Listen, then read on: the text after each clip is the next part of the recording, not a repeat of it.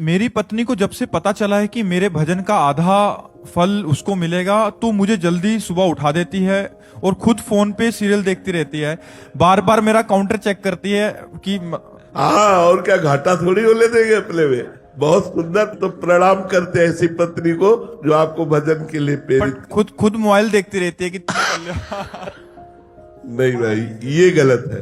कुछ संशोधन किया जाए महाराज जी। देखो, उस पत्नी को आधा मिलेगा, ये बात समझ लीजिए।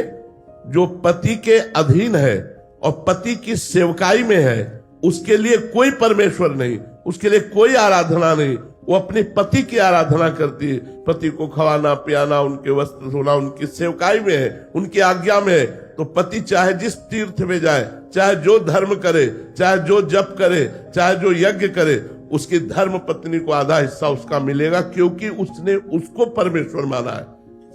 अगर पति की आराधना नहीं करते, मनमानी आचरण करते, तुम करो पाप और पति करे भजन और उसका आधा हिस्सा मिल जाएगा, ऐसा नहीं है। तो हमें लगता है पत्नी को अपनी अर्धांगिनी प्राण प्यारी मान करके धर्म पूर्वक पति भगवत मार्ग में अपने को चलाते हुए और संसारिक कार्य करे, और पत्नी अपने पति को भगवान मानकर आठों पहर उसकी आराधना, उसके चिंतन, उसके मनन में रहे, तो पति का आधा धर्म इसका हिस्सा उसको प्राप्त हो जाएगा और दोनों मंगल में भगवत कृपा पात्र बन जाएंगे।